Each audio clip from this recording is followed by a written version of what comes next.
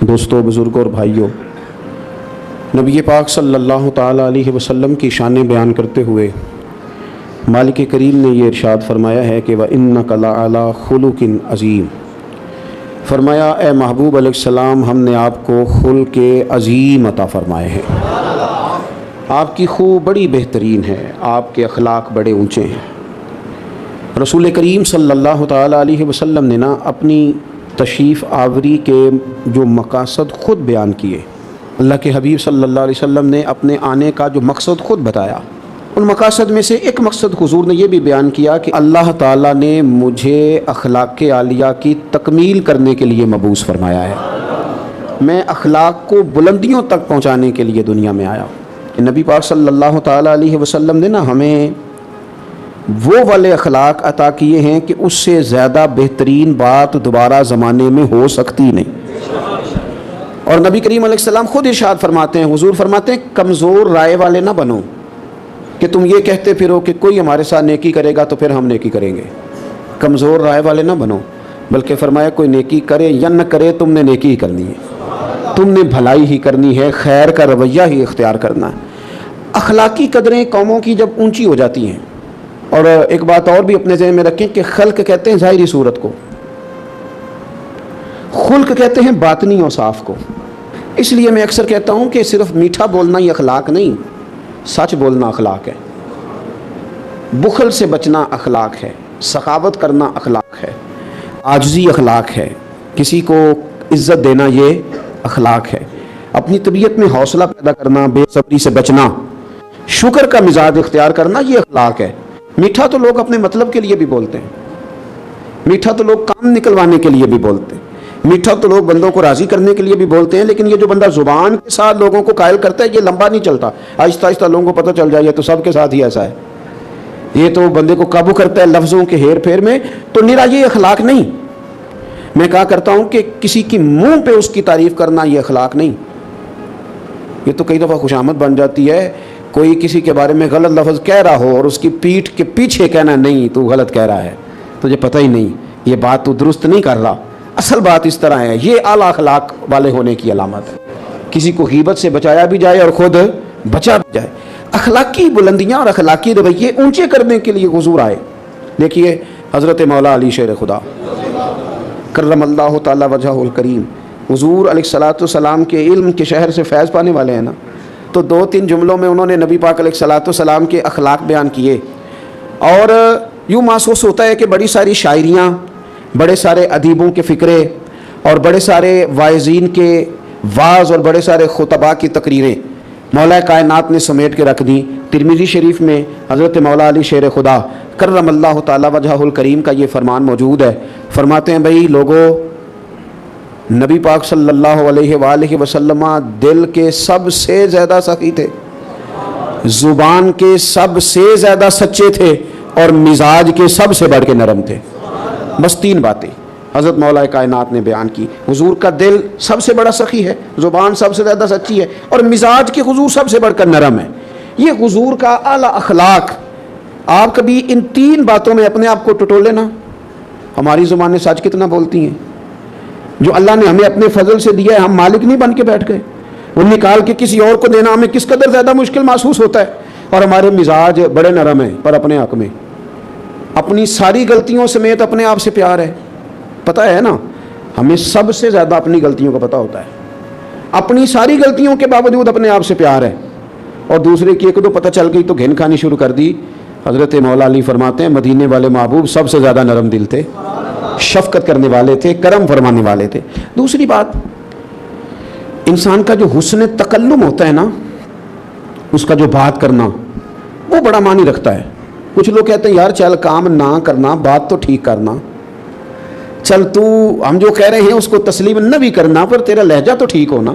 نبی پاک صلی اللہ تعالیٰ علیہ وسلم جب بات کرتے تھے نا، تو حضرت عائشہ صدیقہ رضی اللہ تعالیٰ عنہ فرماتی ہیں کہ حضور تمہاری طرح تیز تیز باتیں نہیں کرتے تھے، بلکہ اللہ کے پیارے حبیب صلی اللہ تعالیٰ علیہ وسلم کا کلام تو اس طرح ہوتا تھا کہ ہر جملہ دوسرے سے جدا ہوتا تھا، اور باتیں واضح ہوتی تھیں۔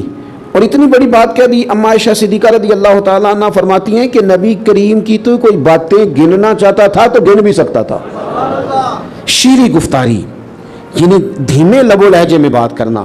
کئی دفعہ نا اماں خود ہی بات کر کے بھول بھی جاتی ہے, بزرگ ہو گئی ہے نا, ابا جی کئی دفعہ بات کر کے بھول جاتے ہیں, انہوں نے خود کوئی کام کہا ہوتا ہے, خود ہی اس پہ ناراض ہو جاتے ہیں. اب اولاد کا کیا ذمہ ہے کہ وہ اماں ابا کے اس بڑھاپے پر معاذ اللہ طنز کرے کہ آپ کل یہ کہہ رہے تھے آج یہ کہہ رہے ہیں.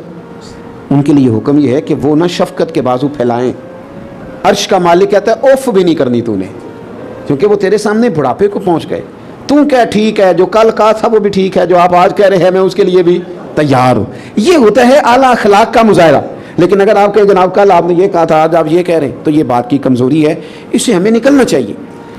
جب انسان چھوٹا ہوتا ہے اس کا ذہن کمزور ہوتا ہے, جب وہ بڑا ہوتا ہے تو اللہ اس کے حوصلے کو بھی بڑا کر دیتا ہے. تو ہم بعض اوقات اس طرح کی باتیں کرتے ہیں یا ہمارے بڑے کرتے ہیں کہ ہمارے پاس سخت جواب ہوتا ہے, ہم دے سکتے ہیں, لیکن ہمیں حکم یہ ہے کہ تم نے اپنی عقل دیکھ کے جواب نہیں دینا, سامنے والے کا منصب دیکھ کے جواب دینا ہے. وہ دیکھنا ہے کہ وہ مدہ کس طرح کا ہے. اگر آپ کہیں کہ جناب میرے پاس شعور بڑا ہے تو میں ایسے کر دوں گا, تو یہ انداز پھر ٹھیک نہیں. دوسری بات, مسواک کرنا بھی سنت ہے, میٹھا کھانا بھی سنت ہے, اور گوشت کھانا بھی سنت ہے ویسے, اور سید الطعام ہے, کدو شریف کھانا بھی سنت ہے, اور جناب شادی کرنا بھی سنت ہے. یہ ساری سنتیں لوگوں کو یاد ہوتی ہیں, اچھی بات ہے, بڑی اچھی بات ہے. لیکن مسکرا کے بات کرنا بھی حضور کی سنت ہے, یہ والی بھی یاد کر لینی چاہیے. چلے اس میں بھی بھلا ہوتا ہے, ابا جی کا دل راضی ہو جائے گا اس بات سے, اماں جی خوش ہو جائیں گی. بڑے بھائی کو آپ مسکرا کے ملیں گے تو راضی ہو جائے گا, غریب آدمی سے مسکرا کے ملیں گے تو خوش ہو جائے گا. نبی پاک صلی اللہ تعالیٰ علیہ وسلم نے جو حیات نور گزاری ہے وہ غموں کے بیچ گزاری ہے. حضور فرماتے ہیں سارے نبی ستائے گئے پر میں سب سے زیادہ ستایا گیا, لیکن اس کے باوجود ان غموں کے بیچ حضور مسکراتے تھے.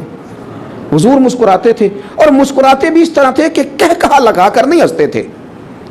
یعنی مسکرانا بھی وہ جو ڈھب اور سلیقے کا, سنجیدگی کا, مسکرانا بھی حسن والا, اس طرح نہیں کہ غیر سنجیدگی چھلکے. حضور مسکراتے تھے, غموں کے بیچ مسکراتے تھے, پورا منہ کھول کے نہیں. حضور کے لبہائے مبارکہ میں دانت نظر آتے تھے, اور حضور مسکراتے تھے تو نور نکلتا تھا, مسجد نبی کی دیواریں روشن ہو جاتی تھی. حضرت سیدنا عبداللہ بن حارث رضی اللہ تعالیٰ عنہ فرماتے ہیں, ترمذی میں موجود ہے, فرماتے ہیں میں نے دنیا میں کسی کو اتنا مسکراتے نہیں دیکھا جتنا مدینے والے محبوب مسکرایا کرتے تھے. آپ مسکرائیں, آپ کے لہجے اچھے ہوں, آپ مطلب حرج کیا ہے اگر آپ تھوڑا سا کسی بات پہ مسکرا دیں گے, کوئی مسئلہ نہیں. آپ تھوڑا سا آپ محسوس کریں گے کہ آپ طاقتور ہو گئے ہیں آپ نے اگر اخلاقی رویہ, مثلا اس میں کوئی شک نہیں کہ میاں صاحب باہر سے تھکے ہوئے آئے ہیں, اس میں کوئی شک نہیں کہ خامد صاحب بڑے بڑے مسائل کا انہیں سامنا کرنا پڑتا ہے, اس بات سے میں آگاہ ہوں. پر بیگم بھی تو صبح سے بیٹھی ہے نا, اس نے بھی تو کسی سے بات کرنی ہے نا, کوئی آئے تو یہ صاحب آئے ہیں تو ان کا خیال ہے کہ سارے پیچھے بات دبا ملاحظہ پیچھے ہٹ جاؤ اور مجھے سونا ہے. بستر جھڑا ہوا ہو, تکیہ لگا ہوا ہو, اور کوئی آدمی سی نہ کرے. آپ کو پتہ ہے اللہ تعالیٰ نے مرد کو فضیلت دی ہے, اللہ نے مرد کو حوصلہ بڑھا دیا ہے, عقل بڑی دی ہے. کس لیے؟ وہ اسی لیے دی تھی کہ اس نے عورت کے ساتھ اس کی اس کم فہمی کے مقابلے میں اپنے حوصلے کو بڑا کر کے دکھانا ہے. تو یہ جلد باز ہو جاتا ہے, یہ سختی کرتا ہے, بڑے مسائل ہوتے ہیں باہر, اس میں کوئی شک نہیں. دنیا کے ساتھ نبھا کرنا, مردوں کے لیے کاروبار کرنا, دنیا کو ڈیل کرنا, بندے کو باتیں پوری طرح چور کر دیتی. لیکن اگر آپ باہر کی پریشانیاں گھر لے آئیں گے تو گھر والوں نے بھی تو کہیں آنسو بہا کے دکھانے ہیں نا, انہوں نے بھی تو سارے دن کی آزمائشیں بیان کرنی ہے نا. حضرت مولانا نقی علی خان صاحب فرمایا کرتے تھے مجھے دعا مانگنے کا طریقہ میری بیوی نے سکھایا ہے. اور سب کس طرح فرمانے لگے, اس نے مجھے کوئی کام کہا, کوئی پیسے جہاں لگنے تھے, تو میں نے کہا بھی میرے پاس نہیں ہے, کچھ دنوں میں آئیں گے تو میں دے دوں گا. تو پھر اس نے ایک دن یاد کرایا کہ جناب وہ میں نے کہا تھا کہ وہ پیسے تھوڑے سے چاہیے تھے. تو کہتے ہیں میں نے کہا بھی نہیں ہے میرے پاس, جیب خالی ہے بالکل, حالات ٹھیک نہیں, ملتے ہیں تو دیتا ہوں. کہتے اس نے کچھ دن چھوڑ کے پھر یاد کرایا تو میں غصے میں آ گیا. میں نے کہا تو کیا مجھے بے عزت کرتی رہتی ہے, تو میں کہا نا میرے پاس نہیں ہے, جب آئیں گے تو دے دوں گا. کوئی باتیں کرنے والی روز ہی کسی آدمی کو پریشان کرنا. کہتا جب میں نے سخت بات کی تو اس بھلی مانوس عورت نے پہلے بات سن لی, پھر جب میرا غصہ اتر گیا تو اس نے ایک بات کی تو میں رو پڑا. کہنے لگی آپ ہی تو میرے خامند ہیں, آپ سے نہ کہوں تو پھر میں کس سے جا کے کہوں. کہتے ہیں میں رو پڑا, مجھے نہ دعا مانگنے کا طریقہ آ گیا.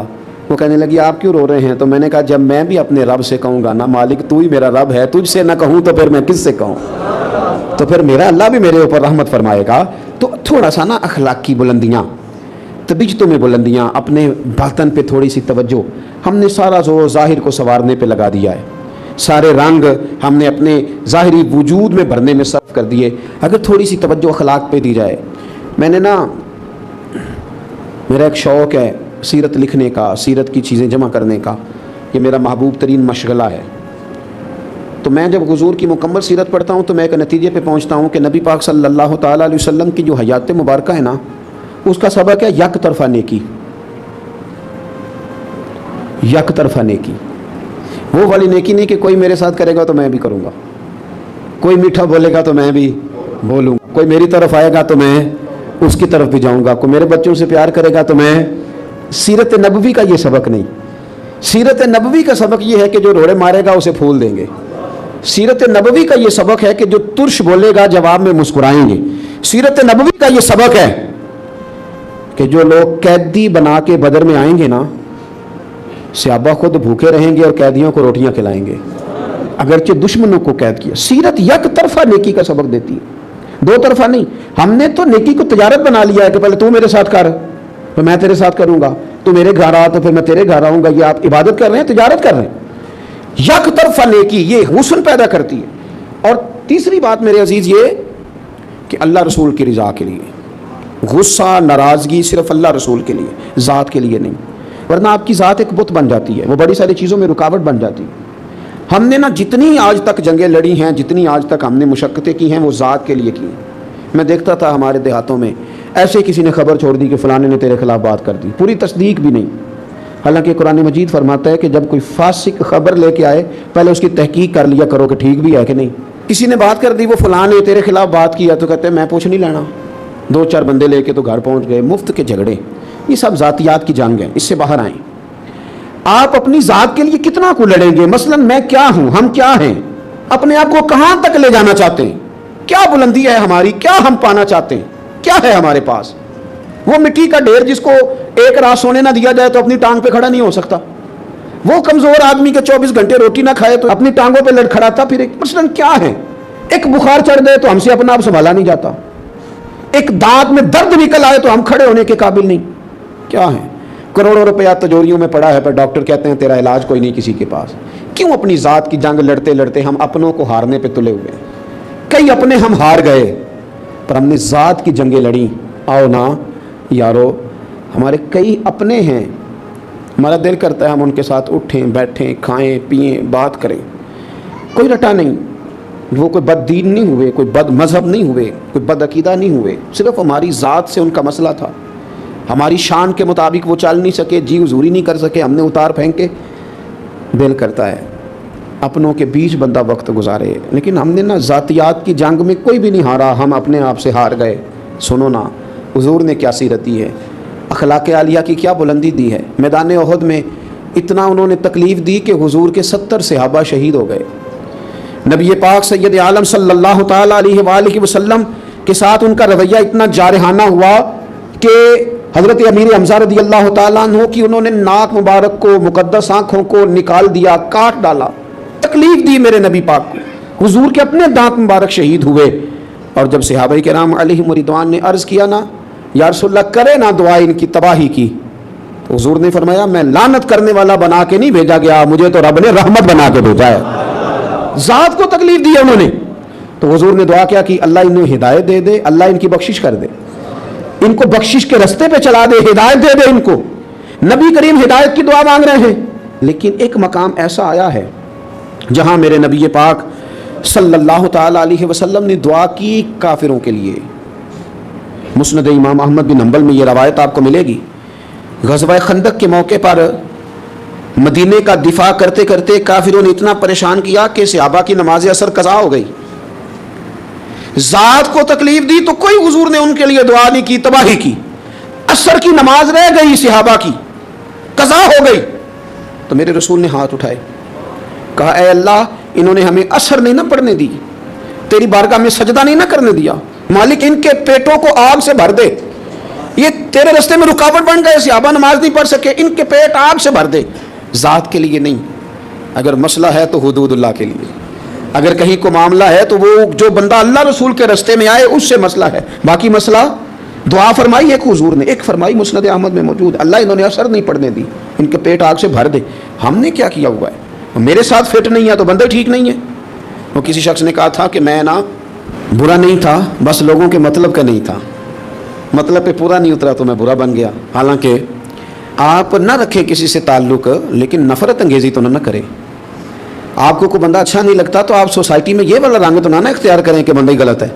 وہ کسی نے کہا تھا کہ تعلق توڑ دینے کے بھی کچھ آداب ہوتے ہیں اور کسی کو چھوڑ دینے کے بھی کچھ آداب ہوتے ہیں. اور قاتل کو کوئی قتل کے آداب سکھا دے، دستار کے ہوتے ہوئے سر کاٹ رہا ہے. لوگ سمجھتے ہی نہیں چیزوں کو. وہ بھائی نبی پاک صلی اللہ علیہ وسلم نے کیا فرمایا؟ میں کہہ رہا ہوں کہ وہ اخلاق سکھائے حضور نے کہ اس سے بڑی بات ہو ہی نہیں سکتی.